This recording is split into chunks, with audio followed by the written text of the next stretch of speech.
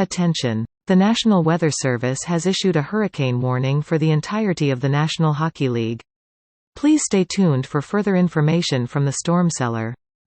Bienvenue dans la Storm Cellar to all of the fans of the team who shall not be named, and welcome to everyone else. Welcome to the Storm Cellar. It has been a heck of a week. An impressive victory against Montreal last night.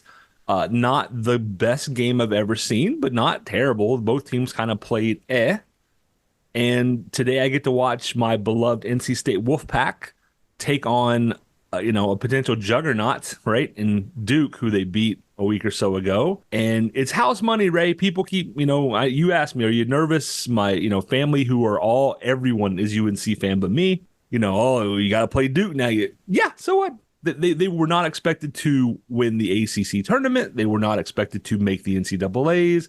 They were not expected to beat the first round. We're not expected to beat Oakland. We're not expected to beat Marquette. It is house money, sir.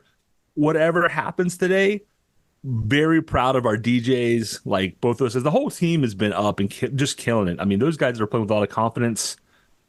I think they're going to win today. Like legit, taking the homerism out, they're just, it has that vibe.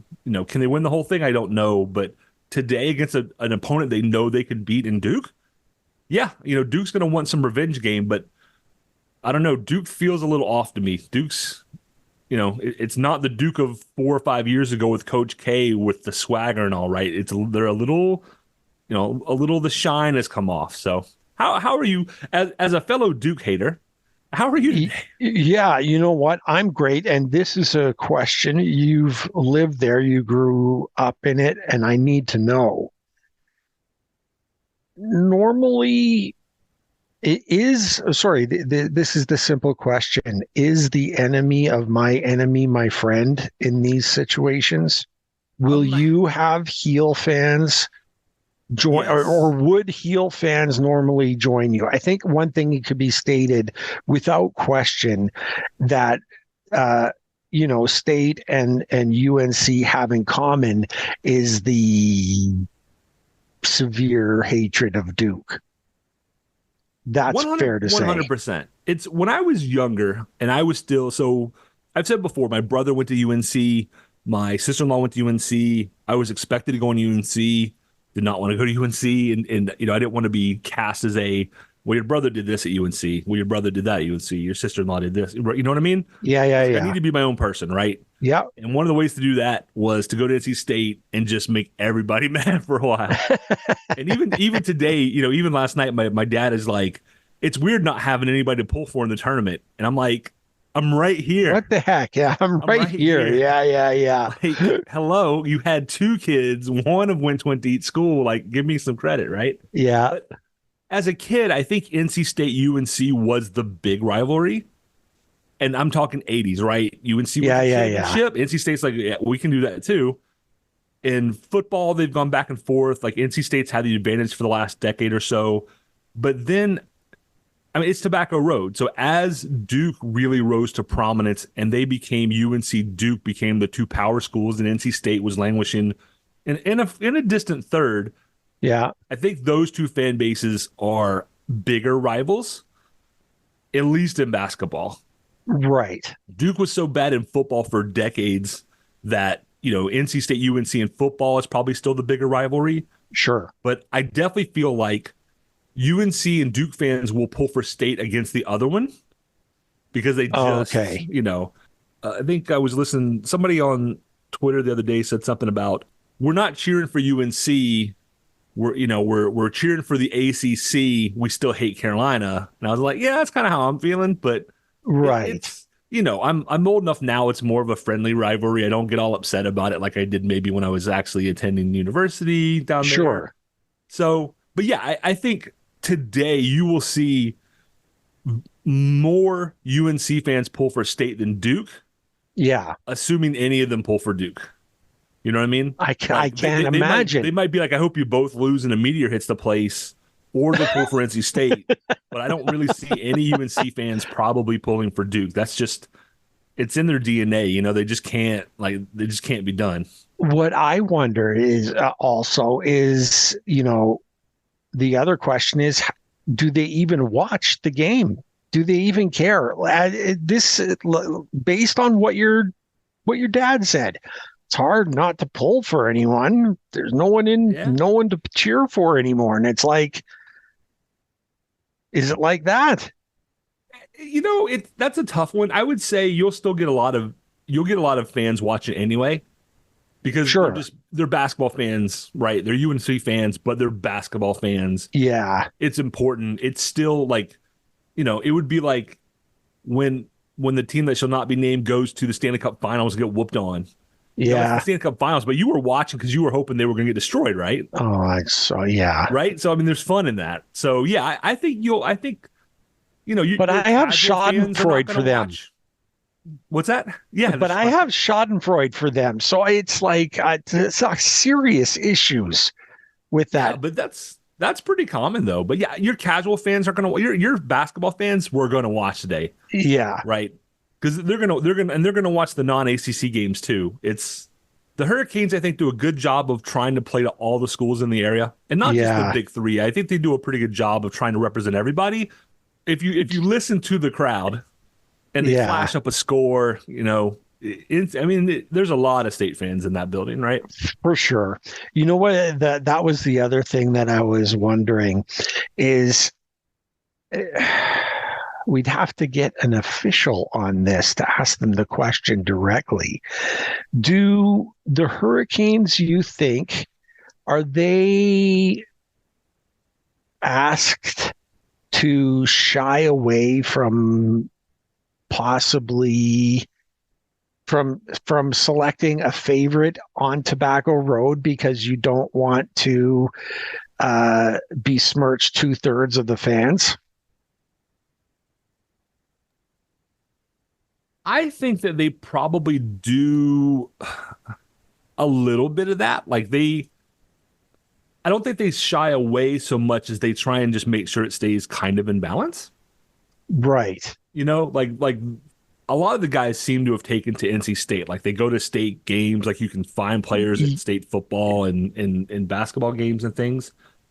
And so I think they want to lean into like that because we've talked a million times, small community, yakety Yeah. yakety, like it's a good thing. But I do think that they try to balance it and just, so when a couple of the guys went to like a UNC over to Kenan Stadium and took in a game, like they made sure to get those picks out and stuff. So I Yeah. think that I think they do just try and keep it in balance. Like we don't want to go too far into any one team, and I think they do a pretty good job of that. I mean, It's just such a unique situation where hated rivals, like, and that's no shortage. This is the Flames Oilers. This is, the Sox Yankees. This is like, it's that kind of hate. It's Leafs, team that shall not be named, hate. But they get them all to cheer for one right? thing. And That's how the do real you key want is to? like It's great. how cool and how great of a product do you have that you can get Red Sox fans and Yankees fans in the same place, all pulling for the same team. Like that's really special. It is special. And I feel I should apologize because I don't want to forget the NC State women's team also in the Elite Eight. That's amazing. Also have big games coming up. I read it was like the first time in forever and a day where, you have both teams, in the Elite Eight at the same time. And I mean, that's a heck of a day for NC State, or a heck of a month for NC State to put themselves kind of back on the map. They certainly have fallen off in the past while, at least in like basketball, football, right? Right. Other sports, gymnastics, NC State gymnastics team, like those ladies are perennial, like, national championship contenders. Volleyball, I think. Soccer's kind of a UNC thing. Lacrosse is kind of a Duke thing. But yeah, so shout out to the women's team as well, because to do what they've done as well, as well. And Kate Yao, who coached that program forever, who was just a I mean, Kate was coaching when I was there, and she outlasted me there like 20 years. And a phenomenal woman. I used to live in Beckton, and for you and for folks who may not realize and know NC State, so Beckton's one of the dormitories, is part of a quad. Beckton, Mhm. Burgaw, and Bagwell. And then you had, I think it was a theater arts building. And then you had Reynolds Coliseum, where NC State used to play all its basketball games. Oh, And so wow. my dorm was like 100 yards from Reynolds. And Reynolds is kind of like RBC Center. So RBC gets a lot of like they bust pipe and music and stuff, and it's got a low ceiling, like the second lowest ceiling in the league, I think. So just a lot of sound reverberates. It's kind of Right. designed. And Reynolds was this small, cramped, old building, right? It's all stone. There's no sound dampening or anything. But you would get in there for men's or women's basketball games, and the place would, even in college, we would sometimes take like earplugs for big games because it was just raucous. And it was just Wow. amazing. I saw us beat UNC in that building. I saw us beat Duke in that building, and it was just bananas. We rushed the court, like the whole experience. It was. You I rushed the court? love. Oh yeah. Oh, when we beat Duke in that building, absolutely, we rushed the court. It was See, you know what? UNC too. I mean, it was. I And would have loved to do that. and I have not been to an NC State basketball game since they moved because I live in Massachusetts, right? Right. But I was sad because I'm like, it's great because you can get a lot more people in there. It's a big time arena, Mhm. but and it's like going to like Dorton or I don't know what the comparable is up in Calgary, but the Sound Dome might be it. Right? Well, But there's yeah. something about a small venue where you're packed in there and it's not necessarily comfortable and you're on top of each other, but it's electric. Like the whole thing is alive. And Yeah. I really miss that. So, I don't know. Very, very proud of both of those teams, regardless of what happens from here on out. We were talking No before, question. for the men's team, they weren't even expected to, win a game or two in the ACC tournament, much less go on the streak they're going on. So it's all house money. Very proud of those teams. I know our UNC and Duke listeners and Wake Forest and NC like A&T and all those folks are like tuned out or hitting the fast forward button. It's fine. I promise I'll shut up about State. But just very happy. It shines a good light on the triangle in general. So It absolutely does. There's a vibe in the air that I mean, I don't. When you see something like this happen, I just can't help but think, man, that's just a good vibe everywhere. That makes the whole area feel good. There's an aura to it, and you gotta love it. You gotta love it. Yeah. Almost as much as you love watching the Hurricanes put the boots to the team that shall not be named.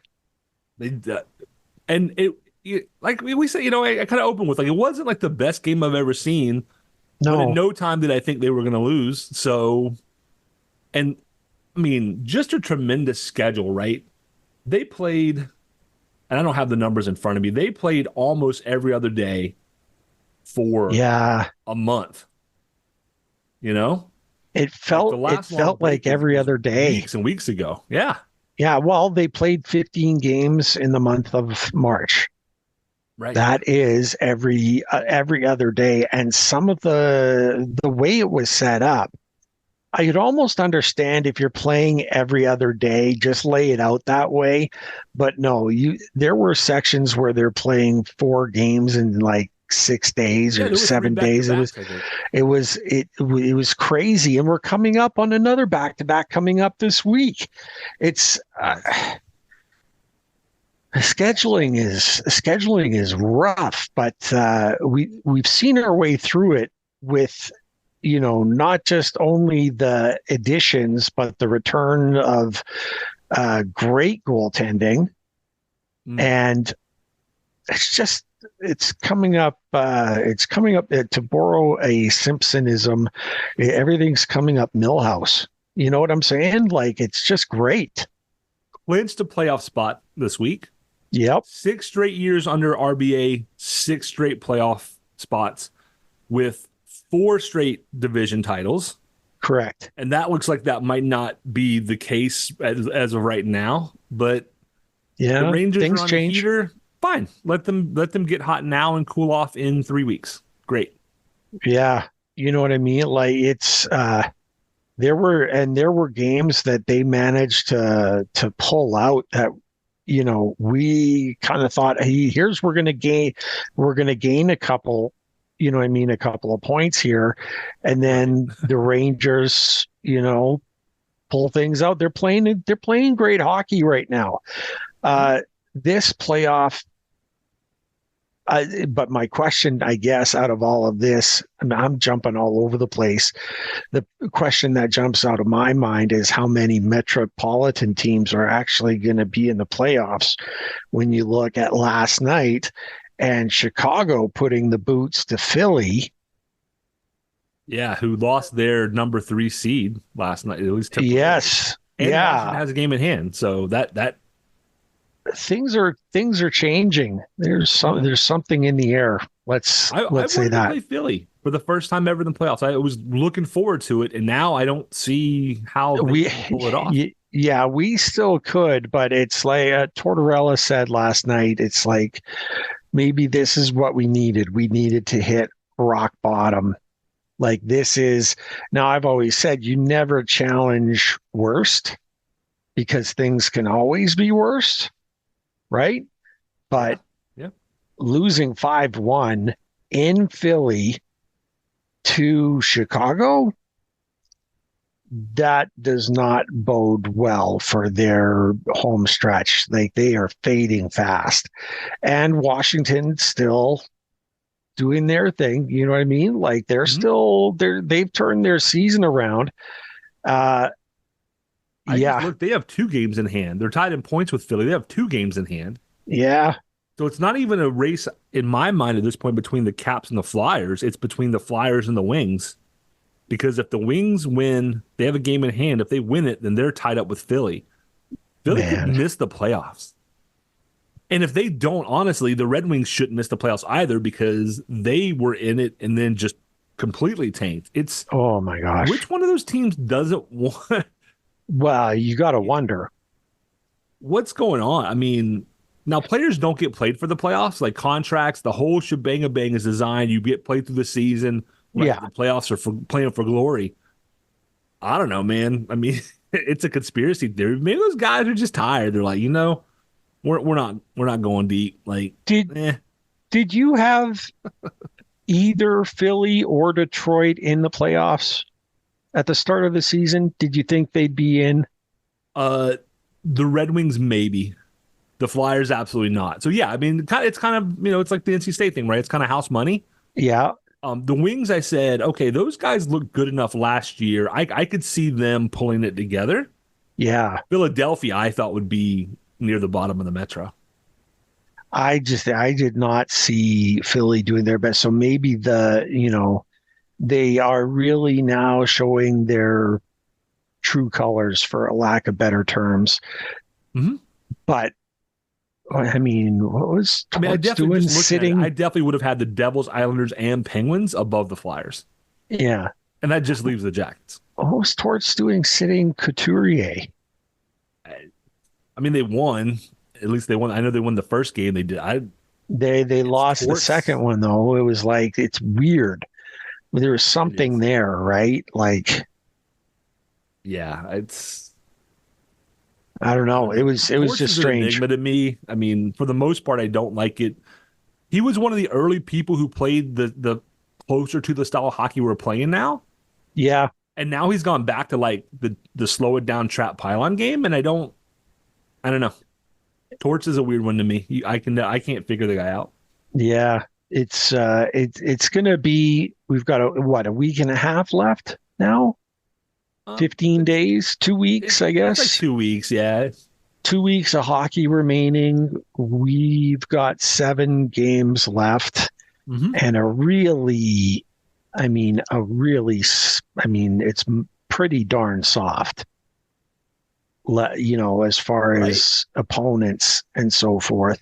You get the Bruins twice and a bunch of also-rans. Yep. Sorry. That's really it. I include the Capitals in that, but the Caps, I think that now becomes perhaps the preview of the playoff series that's coming for the Hurricanes. And I mean, Rod wants the guys up every night, which is what I love about him. because that's what I want. I want them up every night. I don't want them anyone taking a night off. But you can bet they'll be pushed back against the Caps. I mean, that Caps game, that was nuts. Hot at the right time. They are, and so that has me a little concerned, far more concerned than Philly ever did, right? Yeah, like or Detroit, Yeah, no, they didn't the really. Islanders in there. I thought the Islanders were going to do better. How you liking Roy out there, guys? Was he the? Is he the answer? I just no. It's that Schadenfreude thing again. I watched Raw the way I watched a train wreck. Like when he walked out of that game in Montreal and was like, "I'm not playing again." I was like, "Okay, you're already a legendary goaltender. Like it is fun to watch you. It's like, but you're also just a hothead, and I want to just see you melt down sometime because it's fun." I think that might have been the happiest game that I watched in its entirety that didn't involve the Whalers, the Canes. It was just seeing them get crushed like that, man, and to have them all on him when he got the this the right term, the Bronx cheer, when he stopped the 90-foot, or it was probably 120-foot shot that actually landed on net, and he stopped it, and all of the crowd went wild, and he's like raising his arms. I was like, I couldn't have laughed harder. Honestly, it was just so good. It was so good. Oh my gosh.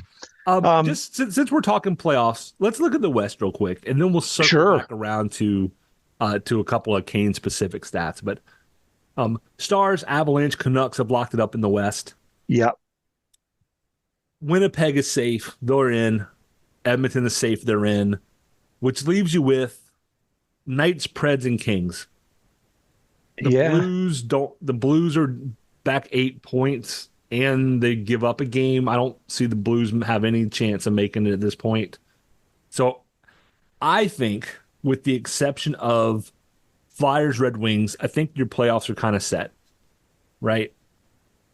Out West, Central, Stars, Avalanche, Jets, Pacific, Nucks, Oilers, Knights, and then wild card, Preds and Kings. Now you might see somebody move from a wild card into a spot, but at this point I don't see anybody not currently in the playoffs falling out. I mean, like I said, the only place in the league I could see that maybe is the Flyers or Wings might trade places. See, and I'm looking at this and I'm saying, Blues are 5 points back of the Kings. Can they reel in the Kings? And they're actually a team that we have an interaction with. We'll be playing the Blues before the end of the season. So that might be a game to circle on the calendar, because if the Blues are able to keep them in range, maybe reel in the Kings a little bit, maybe there's a change there, but that's a monumental ask. Like, I'm with you. I think what we have, it's just a positioning situation, right? With, who's going to be where to play whom. And everyone's already foaming at the mouth because there were thoughts that the Oilers and Kings could be a thing again. Like, there's a couple of teams that have had enough of each other, no? Yeah, I would watch that. I mean, they sure like to get into it. So yeah, the Central is funny. The teams are just, until the Jets kind of fell off, it wasn't so long ago that the Stars, Avs, and Jets all had the same amount of points. They were all tied for first in the Central. It was crazy. And then the wheels kind of fell off on the Jets a little bit. It softened up a little bit, yeah. Yeah, Colorado looks great. They're strong still. Dallas they're playing well as always. They've won 7 straight. I mean, that is that whole Western Conference is going to be tough. Though prognosticators, I mean, looking at Vancouver, who had been at the top of the Western Conference for the majority of the year, they just finally, solidified and clinched a spot, which no one had Vancouver. No one. I don't think at the start of this season, I don't think anyone had them in that position. And they just, Demko,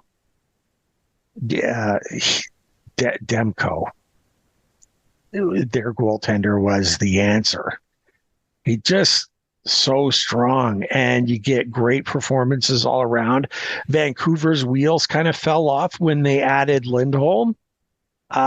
They won that first game, and then they started losing a bunch, so much so that they were talking about trading him at the deadline again as an option, which, wow, like that would have been something. But they've got it back together, so there's going to be a real fight to the finish. And I guess just watch for the Blues. Can they reel in the Kings? It's the only team that they really could reel in.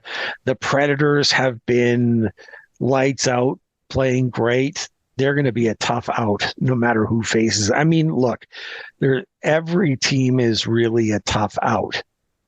Right. This is more so than a lot of years. I feel like there's a bigger separation between the good teams and the bad teams, because the Sharks, Blackhawks, Ducks are just awful. Yeah. Which means somebody else has just been feasting on them, and they have. And it's, kind of like the Metro this year, right? Hmm? Like the Metro has not looked like this for a long time. No. Because really, when you look at it, only 3 teams from the Metro getting into the playoffs. That doesn't seem possible. Right. Because, Islanders, Pittsburgh, Washington, where are these guys? Devils. Devils. Big steps back, should have been better. Fell back in a huge way. Right. And the poor Islanders, I had said, hey, I think these guys can do it, right? And they were trending in the right direction. And now they've gone 2-7-1, and their golden differentials dropped to -29, and it's just tanked. So I don't know. I'll tell you what. I'm looking at the East playoffs right now. The Lightning with 89 points. I got to tell you, I don't think I want any part of them. And it's not it's just when you're on a heater, they struggled mightily this year. Mm-hmm. And they really had to pull themselves out because they were not in a playoff position for the longest time. And then they got their poop in a group, and all of a sudden they look like the team that everyone wants no part of. You know what I mean? And again, it's that experience that they have, Stanley Cup winners, it's just, my goodness. They're 8-1-1 in the last 10. And you know what jumps out to me is they're 3-0 in the shootouts this year, which I think we all agree is just a skills competition. But yeah, as good or bad as they're playing, if Vasilevsky gets hot, they only need to score 1 or 2 goals. You know what I mean? Exactly. I mean, and he's undefeated so far in the shootout. I mean, I know it's not like the biggest thing, but it's just, in that kind of a domain, like the Canes are 2-5, right? We just don't have guys who just have quite the jukes and stuff typically that they get that done. Yeah. And it doesn't really matter who Andre faces. It's, Vasilevsky's just going to, if I'm going to bet on the shootout, and Vasilevsky's the goalie, I'm generally going to bet for him, right? Yeah. So I'm with you. I would much rather I would rather win the Metro, right? Because you're going to play whoever you're going to play. Yeah, If you can't beat Tampa in the first round, then you're probably not going to win the Kennedy Cup anyway. Right. So I would rather win the Metro because mostly just so we can say, hey, that's just another Metro, right? In a row. Yeah. But I'm also perfectly content to let the Rangers and Lightning just beat the snot out of each other for a while. Yeah. Let Kucherov and those guys deal with Trouba and Rempe and all the other goons that are in New York. I'm okay with that. And you know what? You know what's really great about when the reverence that we have for a guy like Vasilevsky. It's we call it reverence. Maybe that's a little strong. The respect that we have. Mm-hmm. We can turn and look at the Hurricanes and say the goaltending.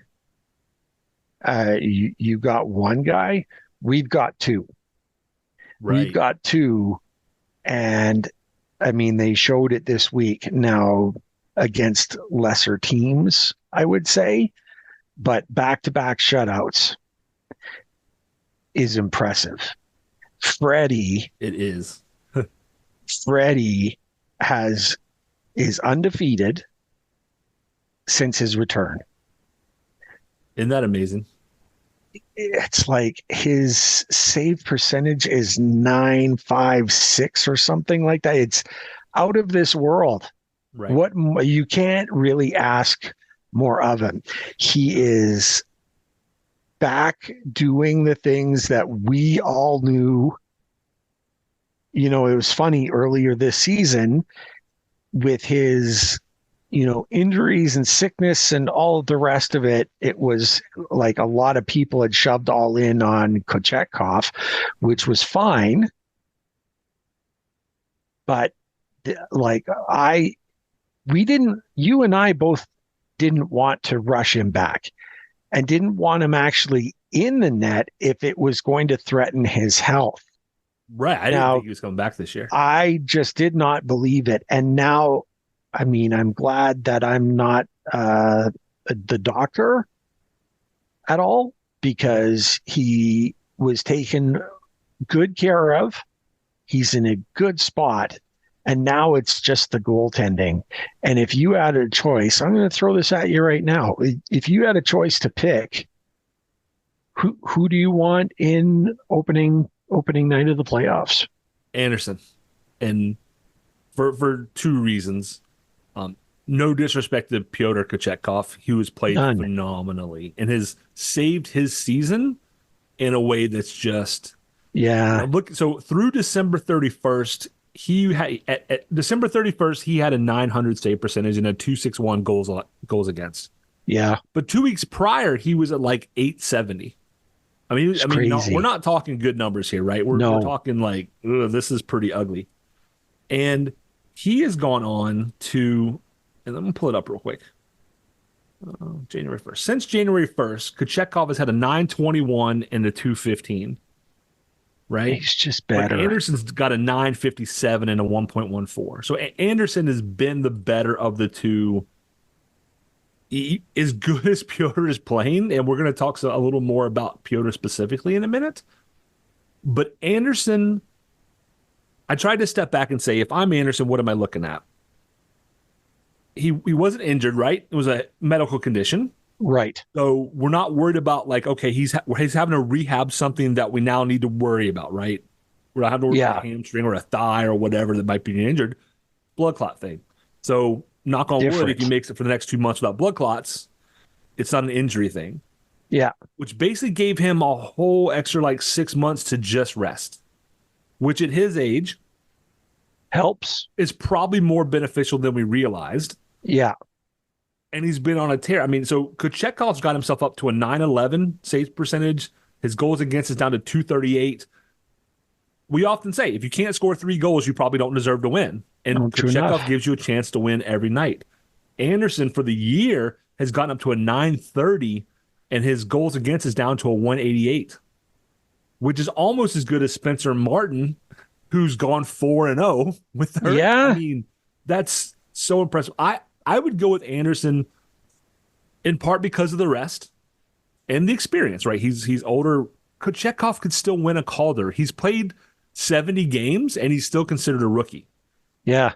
And I got into it with a Leafs fan the other night, and that's the other reason I would go with Andersen, is he still gets blamed for Toronto's early exits. And what a joke. Even though his goaltending was amongst the best in the league. And I think Andersen has a chip on his shoulder. Well, he should. For the way he was treated in Toronto as well. Because one of our guests had pointed this out. It was one of those behind the scenes series that you could get on Prime, and it talked about the Leafs, all or nothing for the Leafs, where Leafs management and coaching questioned Andersen's injury status. Right. His own team questioned his injury status, whether he was faking it or not. Can you imagine trying to play with that type of disdain from your own guys? Right. Your management doesn't believe in you. They think you're faking an injury, even though your numbers are you're their best goaltender. And we've had to play with him hurt a bunch of times. And I've never once said, is he hurt? I've been like, okay, this guy is fragile. Yes. If you want to say he's fragile, that's a fair argument to make. But I saw the All or Nothing on the Leafs, which is fantastic. It's on Prime if you haven't seen it. It takes you through the COVID-shortened season for the Maple Leafs. But they kind of throw him under the bus. And they totally did. Have 100%. And his play, they're always like, oh, he always fails in the playoffs. Can't compete in the playoffs. Look at his playoff numbers. Yeah. There's nothing wrong with his playoff numbers. You know what? They laugh at, oh, how did you do last time with Freddie through the Eastern Final? How'd you do there? He lost all 4 games, didn't he? He sucks. It's like, Leafs, you weren't even in the Eastern Conference Final, so shut up, first of all. Second of all, he wasn't the reason that they got shut out. No. He allowed one more goal in they lost by a single goal in every game, 2 of which were overtime. It's not, you couldn't put it on him. You couldn't. He was playing lights out in that series. And here's another thing I want to bring up. And you've pointed this out in the past, and that's why I'm able to, bring it up and say, Brad's the man. It is so much harder to get your statistical numbers up than it is for them to drop. You know what I mean? Right. For both PK and for Freddie to make their numbers rise to where they're at now, that's not easily done. There's something there. You know what I mean? Right. Like if their numbers were to fall, that's easy. You get blitzed one night and your numbers drop off the cliff. But to get them up to where they are now, shoot. Let me ask you a question, Ray. Sure. If I said, I'm going to give you the choice, I'm going to give you a goaltender, you tell me if this person's a decent goaltender, even in the playoffs. 31 wins, 30 losses, .923 save percentage, 2.32 goals allowed, 2 shutouts. I'd take that. That's Henrik Lundqvist. Not a bad goalie, right? King Henry? Yeah, no, he was all right. I mean, so what if I offered you, real quick, a goalie who had 1 more win in 1 less chances, so 1 fewer games played, but 1 more win. Yeah. Better save percentage at .917, a slightly worse goals against at .244, and 3 shutouts. Would you take that guy? Yeah. Because that's Frederik Andersen.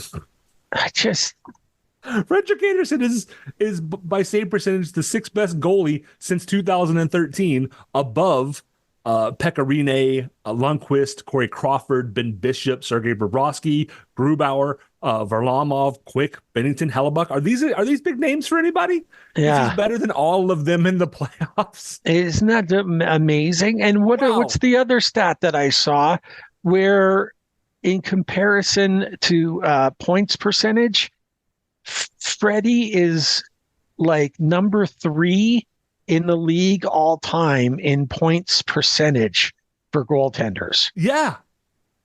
ahead of Vasilevsky, Right. right? Ahead, like He was behind what, Fleury and I think in one other person, was it? it was all time. I think they had it was. I think they put Raw up there. I think it was like of all time, Right. of all time. Toronto lost because they can't score goals. And they had a And their crap defense is D. reserve. Yeah, Right. they had a crap D. And your goaltender still bailed you out. And then when it came to the playoffs, you went, we think you're faking an injury. And I forgot even who they put in. That was, I got to look it up. It's going to drop. Was that Soup? Was that Soupy? I was going to say Soupy, but I don't want to be wrong. Yeah, I think it was. I think it was Campbell. But either way, when we look at this, our goaltending is in such good shape right now. A lot to feel good about. And it's, I frankly, the additions of Kuznetsov and Gensel were nice, but it wasn't enough for everyone in the league to say, wow, look out for Carolina now, right? Mm-hmm. It was when Freddie came back and Kochetkov continued playing great hockey. Mm-hmm. And now they say, well, hold on a second. Now they've got the goaltending. Now they've got everything. Right. There's not a single weakness in the lineup anymore.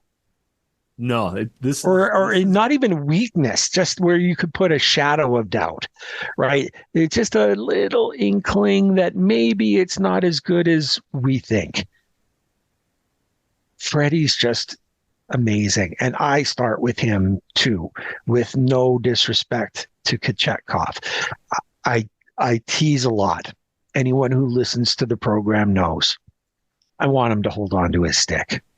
I want him to, you know what I mean? Like it just, yeah, I've always given him a hard time, but there's no doubt the fire that he has, He's a kid. He's a kid. He's still learning. He is learning. That's the important thing, right? Not that he's capable. He is actually getting better and doing things. The other day he had a chance and I'm like, he's going to poke check. And it might've been the Toronto game and he didn't. I was like awesome, because if you always poke check, they're going to know. And I feel like it was maybe a 2-on-1 and I'm trying to remember the play, but I remember them coming down and I was looking for the poke check and he held back and then the pass went across and he was still in position because he hadn't tried to poke check. Boom, no problem. And then against Domi, and I think it was like the shootout or whatever, went for it on a guy who probably wasn't expecting it so much since he hadn't done it. And I'm like, that shows that he's learned. Like, I need to save it and do it in the right circumstances. Very proud of the kid for that one. He's holding on to his stick more, Brad. Last night, there was a poke check as well that he did. The plays coming out in front, and the boys were in disarray, right? They did not look great at times, and the team that shall not be named were buzzing. And he got his stick out. The guy was coming out from behind him on the right, and he laid his stick out there, but he didn't let go of it. He didn't throw of it, thereby making the situation worse. And not only did it disrupt the offensive opportunity, it actually turned and ended up being a rush down ice. He's growing, he's learning, just like you said. So, yeah, this is great. Right. And so, speaking of Kochetkov, right, his second shutout, the second in 2 games for the Hurricanes, and I tweeted this last night, Kochetkov is now tied Peter Sidorkiewicz who played Love it. 178 games in goal for the franchise. He's tied him with 8 shutouts.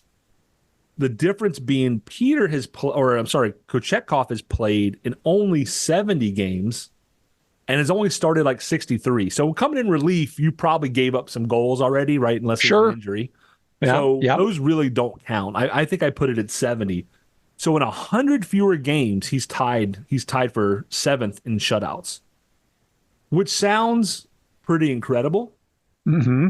But I'm gonna loop around to an old timer here. Cam Ward leads the team all time, 27 shutouts, 668 games played. Arturs Urbe only played 309 games, so less than half of what Cam Ward played. 20 shutouts.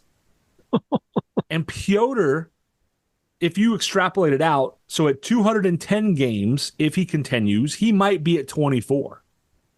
So Piotr might get the shutout record in like a third to half as many games as Cam Ward if he's able to continue doing what he's doing. Wow. Now, granted, the defense in front of him is way better than Cam, so this is not all on Cam, right? No. I'm not trying to take anything from Cam. Cam is a phenomenal talent and did a lot for this franchise when there wasn't a lot to be happy with. He's in the rafters for a reason. Numbers, yeah. Like what Kochetkov is doing is just nuts. I mean, Andersen has 7 in 99 games played, which is still nuts. And you can thank Timmy Gleason and the defenders for that, because they're just not, they're not allowing that many shots. And the shots they do allow are mostly not necessarily high danger chances unless they're having an off night. And it's just, next year, legitimately, Kochetkov could pass Mike and Kevin Weeks in shutouts and become 3rd all time in his follow up to his third rookie season. Yeah. Gee whiz. That says a lot. Wow. It does, right? You love sometimes the deep dives can be difficult to wrap your head around, but sometimes what they say is plain as day. And this is one of them. It's just, it's something to behold. For the people who doubt the kid, like, he's young. He's getting better. He's doing the things he's trying. Just one of those people who might be a little feast or famine, right? Like the ceiling is very high, the floor might be very low, but I have faith in the kid. And in the same vein, Andrei Svechnikov has looked considerably better since he and Rod Brindamore had their little on ice. Rod put his arm around him. Yeah. Told me look, I told him keep doing what you're doing, but we need you to be who you are. And points I'm not worried about with Andre. I'm not worried about points with KK. Last night, was KK good defensively? Yeah, I thought so. I thought he played a pretty decent game. Was Svech? Yeah. We need Svech to be a power forward. Put your body on people, right? Svech had 3 clanks. Right. Beautiful shots where the best player for the team that shall not be named last night were the posts. Right. The posts probably need repainting today. I mean, my goodness. At least the 3rd star for them. No penalties. Right? I don't care if Svechnikov takes penalties. Sometimes you should take a penalty, right? They're smart, is when you're taking retaliatory penalties and everybody in the building knows the ref is going to call you. You have a reputation, good or bad. Yeah. That's what it is. The refs you are not going to get the calls, and it's got to be frustrating and you probably just want to, bang your stick and just take a guy's head off. But you can't. He was really smart last night. He was. He played physical. He had great opportunities. It was, and what I'm wondering is if that had anything to do with the lineup switch. I'd never expected Stahl on the second line. Right. That was quite a change. And I'm wondering if that, along with being lined up alongside Turbo, was the reason towards the good result. You know what I mean? There was no major mistakes, two guys that can cover your back and actually let him get some great opportunities. Like I said, when you hit the post and crossbar 3 times in a game, you're right there. Right there. I mean, he was so close. I think it was RB Kaniak on Twitter, I think, was the one who said that he was hoping for lines like that, in part because that it's a simplified line.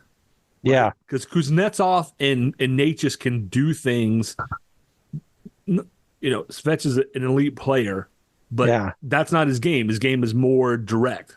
Yeah. And so by putting him with Stahl and Turbo, who are a little more direct, it simplifies things and it mentally probably slows things down a little bit. Like you said, that gives you two guys who can worry more about the defensive responsibilities and let Andre have I think we're seeing a shift from Rod Brindamore about being willing to, you need to stick to the system, but when there's an opportunity, a smart opportunity to take a chance, let's start taking those chances. And I think we're starting to see that because we're seeing Natchez skate more with the puck, and he's still doing his dipsy doodles and things that drive us bananas when they don't work, or when he does them and gets by the defense and then drop passes it to nobody or whatever. Right. But he's doing more of those and holding on the puck longer and starting to make plays by doing it, which is fine. Like I'm all for that. Yeah. And it's so much better defensively. And it's better. Yeah. I think something in the locker room has changed, and I think it starts with the coaching staff. Something I think is there's been some give and take somewhere that guys are starting to free up. Gensel had another 2-assist night last night. And I forgot, I mean, I don't have it in front of me, but I feel like he's gotten multi-point games in like 7 or 8 of his games already with us. I mean, it's nuts. What a phenomenal pickup. It was absolutely great. Look, we're going to have to wrap things up here pretty quick. There's a couple of things that we do need to talk about. One, Elliot Friedman last night caught me off guard in the second intermission again with another comment on the Hurricanes, this one surrounding Scott Morrow. And the headline said, Hurricanes likely to keep Morrow. Right. So it was something like that. And I was like, hold on a second. Was there ever a doubt? Like it made me wonder if there was even questioning it. So I'm listening to him talk it out and stuff. And he said there are a lot of teams that were interested, and he was really not. I can't even remember how he said it, but it was essentially not committed to the team just yet, and time was running out. But now all of a sudden it looks like everything's okay. Everyone relax. I was like, I was relaxed. I didn't know there was a problem. Right. Did you hear of any of this? I haven't. And I checked through like Kane's prospects account really well. And I didn't see anything where like they had said that they thought it was an issue. So yeah, it's when you draft somebody who goes to play in college, and you'll have to forgive me because I'm not a CBA expert. Yeah. But your exclusive negotiating rights with them started around like 2 years and then can go up from there. But it sounds like if Morrow were to return to UMass, in which he played really great in the NCAA tournament, by the way, and in the Hockey East tournament, that had he gone back to school for another year, he would end up being, I think, a UFA, and then can go wherever he wants. Right. Which is not what the Hurricanes want, right? They no. And I had not heard that before, but I was surprised. I'm happy that it sounds maybe it's a moot point. Right. Because Morrow we're going to need him, right? We have, if you want to sign Jarvis to a long-term contract and not a bridge deal, he's a restricted free agent. You can do that. He might want a bridge deal. Bridge deals are good for players because it gets them to unrestricted free agency faster. Right. So some of them would rather have that than have money. But Jarvis, you're not going to let him walk. You want to sign Gensel the way he's playing with this team because he makes this team better. Well, look at that lineup. I mean, and he's been good defensively, which was one of the potential knocks on him, right? I didn't understand that. He's been Yeah, I've always great thought he was fine. defensively. Yeah. Like, But wow. so on defense, you are going to have to pay Slavin next year. Yep. Pesci and Shea are up this year. You got a re-up Chatfield, You right? You got to have have Orlov at least one Chatfield. more year. Nikishin can come over maybe after next year. So you know, you need to plan, like, because we're not going to be able to sign everybody. Somebody's leaving. Yeah. And if you're saying, Brad, do you want Pesci, Shea, or Gensel? I want Gensel.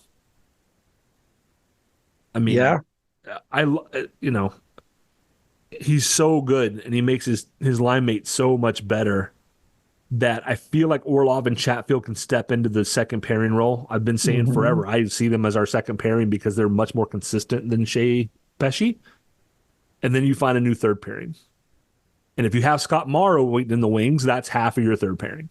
There you go. And then if you wait a year and you bring Nikishin over, he's probably not your third pairing guy. He's going to No, jump no, up no. in the top four. He'll go straight to the And front. But and Burnsy will be gone by that time, right, right? Burns, you'll be gone. You'll need somebody. But I mean, if you have Slavin and Nikishin, who's Oh my gosh.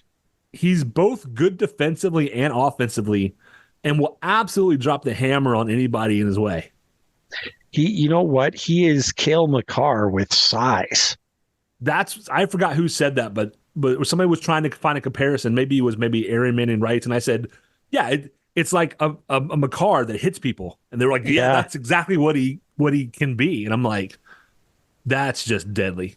Yeah. I just thinking about that, I kind of peed a little bit. I'm not going to lie. Like, why we can't have him for the playoffs right now. Yeah, no, they're not going to let Man, him out of that I contract. wish they would It let sounds him like out. Don, or Tom was willing to send them money, and they were like, yeah, no. Which I don't blame them. Hard to blame him. Hard You to know, blame him. because they're going to make more than $1 million off of him the next year. No His season question. is over. Unfortunately, he was injured during the playoffs, and SKA got eliminated. But the good news for some of us, Yeah. is the Canes have a 4-day break, Yes. much needed, much deserved.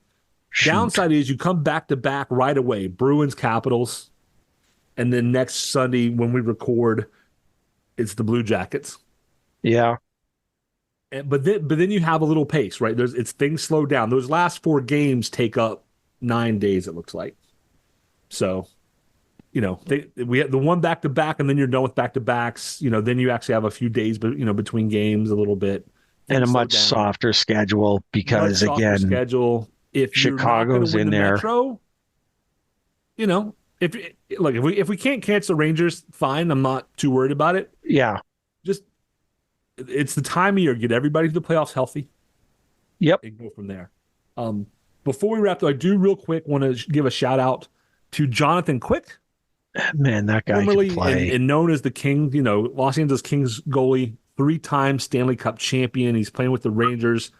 He notched his 392nd victory yesterday, surpassing Ryan Miller, who was a multiple-time Olympian, fantastic goaltender, for, the most wins by a U.S.-born goaltender of all time. Congrats to Just him. a phenomenal job. I've always had shout out to tons of respect for him. Did not like the idea of him taking on,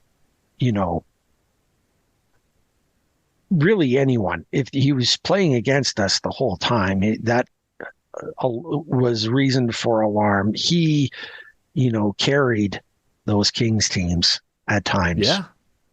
I mean, they were an 8th seed. They were an 8th seed when they got in and won the Stanley Cup. Tremendous That can't be done without great goaltending, of which he was the provider. Did a great job. So yeah, definitely. Congrats to them. This has been a great episode. I'm really looking for it. Am I right that next week? Do we hint? Yeah. You can spill the beans. Yeah, The Mike beans. Solarte is going to be Is he joining us next week? He's in 2 weeks, sir. He's in 2 weeks. Oh, yeah, Mike will be with Mike Solarte. So yeah, that's fine. Mike Solarte will be with us on the 14th. Okay. Because we have 2 games left. We'll have the Hawks and the Blue Jackets, and Mike is going to be our playoff preview guy because Mike's a hockey guy. Mike's in the know. He is. Can't wait to have Mike back next week. So we play the Bruins on the 4th. Yeah. And the 9th. 4th in Raleigh, 9th in Boston. And we will have Caniac fans' favorite Boston, Bobby Beers. That's the guy right. Who did the crying meme thing against Boston, who we then smoked, who turned out to be a cool guy. Like, we've been in touch. We'll talk more about him and with him. But yeah, he will be joining us on the 7th to give us a little Bruins Hurricanes follow up and then a little Bruins Hurricanes preview because we could see them again this year. I mean, oh yeah, they're a good team. We're a good team. That rivalry has intensified the last little while. Oh sure. They beat us 2 years in a row in the playoffs, and then we including that shutout, and then we smoked them real good. Yep. So Bobby Beers and then Mike Solarte. Bobby, Bobby is proof. Bobby is proof of what we have said all along. The Storm Cellar is open to everyone. Okay? Everyone. We'd love to talk to them all because, hockey is an amazing sport. There are amazing fans out there like him who, the chirping and the whatever, like that's all in good fun. Right. Right. Yeah. He's one of those folks who doesn't take it too seriously. Right. He chirped us. It turned around and bit him, and he was like, "Yeah, that's on me." And I know I went out and was like, "Don't ride this guy hard. Like he's clearly he's taking his lumps. He's moving on. He's one of the good ones fun with it chirping." And he has a Bruins podcast that he's a part of. So we'll probably talk a little bit about that. But yeah, we thought that might be a nice little mix it up. That's a great way to do it. I love that you lined them up. For the playoffs. I would love during the playoffs to get a fan of the opposing team on each week. Maybe in addition to our regular guest or Andrew Schnittker from Wilson Times was supposed to be on today, but with NC State playing tonight, wasn't able to. Work and family first. Work and family first. So he's going to be covering that. So I'd love to maybe get him on during the playoffs. Yep. We have Ryan Hinkle, I think, coming on here in a couple of weeks during the playoffs. So we're going to have some more journalistic style guests on for the playoffs. And maybe in addition to that, maybe we can find a couple of fans of whoever we're playing for each series. Maybe find a fan to bring them on for a little, back at like, hey, either preview it. Hey, tell us, what do you like about your team? What are your worries about our team and vice versa? And I don't know, if we can make that work out, that might be a fun back and forth. There's only one way they can do that, though. They got to get in touch with us and give us a heads up and let us know. Or our regular listeners maybe have friends that cheer for the opposing team, and you can send them our way. But where do they go? Pretty much everything is going to be facebook.com/StormCellar97. On Twitter, we're at StormCellar97. Our link tree is linked, linktr.ee/StormCellar97. It has everything on there, including the blog, which we don't really put a lot on, but Facebook, Twitter. We technically have an Instagram because we have a Facebook, but I don't really post much there. We're on Blue Sky, same thing, StormCellar97. So if you look up StormCellar97 on Apple Podcasts, Spotify, Facebook, Twitter, any of those things, it's going to come back to us. Can't wait. I'm very, very delighted with the victory last night. Absolutely. And now we get to rest. Well, I got a big game at 5:05 today, and then I can rest. You sure do. And good luck to you on that. They might take away my my Tar Heel fan membership for wishing that to you publicly. But I'm going to do it anyway because you're playing Duke, and to heck with Duke. Get rid of them. I think you will fit right in with the vast majority of UNC fans. We've done it all today, Brad, and this, you know what? I remember this time. Oh, but sadly, it's it's too late because now they got 4 days off, and we'll tell them to go enjoy themselves. Yeah. Go get some rest. Happy Easter to all of those who celebrate. Yep. Happy Easter. And go Canes. Go Canes.